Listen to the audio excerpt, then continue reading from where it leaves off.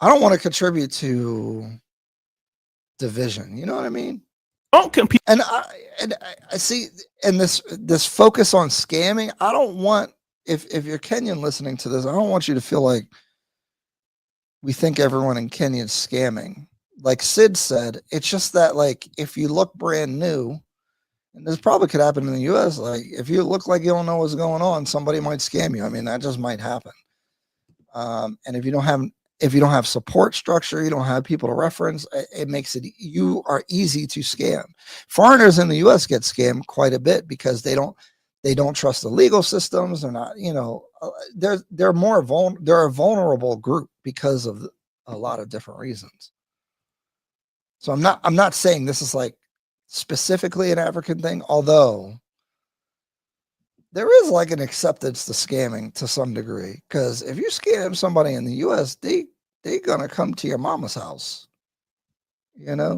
With the market, and if you're at a risk of being scammed, you have no leverage in the market and people treat you poorly. This is the same case of what we're seeing with Dr. Ericana. She can pull this on you because you don't have any leverage and delineation for, and that's this thing. She like took a bunch of money, was going to get people citizenship in Burkina Faso allegedly, and then they didn't get it or something.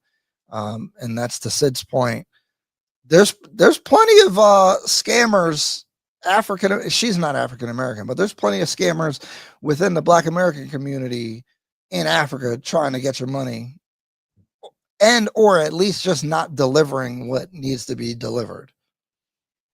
So it's not, I want to be really clear. It's not just like, oh, only Africans are scamming, because Black Americans will scam you too, because some of them guys are broke at Dusty. I watch some of their stuff. How are they even they're living off of scamming you. Forces people to respect your group, especially if you're moving as a community in the private sector in a particular niche. Like I said, I see it here in Uganda with the Eritreans, and the niche that they specialize in is nightclubs and restaurants and bars. They make people cover territory. All right. 3, if you force delineation, you have to add value to the other group if you want a collaboration. Now, let me just say this. Okay, but okay, let's imagine I have a restaurant and I want to make a second restaurant. It's successful even. I can't, like, I have a brother, right? And he's much younger than me.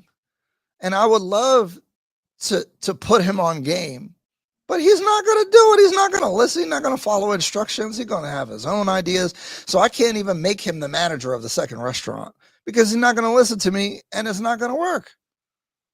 I think these communities have, again, the eldest, the patriarch, whoever it is, they're more likely to listen and follow than I don't have a person that I could be above to put somewhere.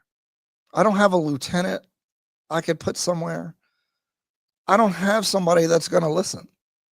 Even if it's in their best interest, and like if they're there long enough, like they're gonna be successful. They're just, that's not our mindset.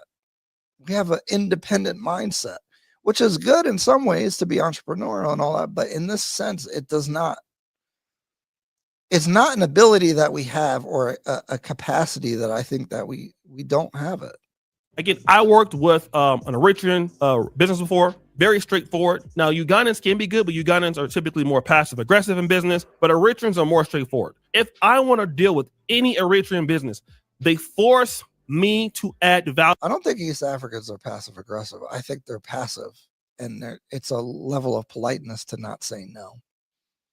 I don't find it aggressive.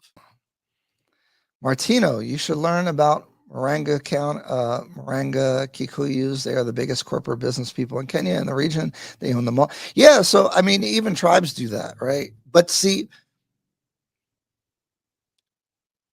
I think this is what I wanted to get at, is that tribes can do that because there's a cultural connection that's partially family. Like, they might not be a direct line, but you probably know their cousin. You could call their grandfather. Like there's a, when there's family connections, you can call somebody and be like, yo, this person is doing XYZ, and the family can come down on them. And I'm just assuming, I don't know, maybe not. You tell me if I'm right, but we don't have any of that. We just got random people coming. So there's no connection, you know, there's nothing. And I really think that's overlooked. I think most of the problems is foreigners and investors don't get to know and understand. Yeah, they don't. And if you don't, and you don't have your own group that you can work with, you're going to crash out. Icy said, scammers can only take as much as your own greed allow. Well, it's not greed. Don't say greed, but I hear you. If you see a YouTuber go to a country like Botswana for 2 days and sell a course guide, you're scamming yourself by buying it. Oh God. Oh, man. Blood hell. God. You can't make this shit up, people. Oh, man. I don't think he's a scammer, by the way. If you want to make a guide about a couple places that you went to, that's not like, how much is it? You know? Now, if it says the exclusive, encompassing guide on Botswana, then that's not good. But, you know, like I want to make a little nightlife restaurant guide because people ask me, you know, and I've been to a lot of restaurants. That's how I gained all that weight.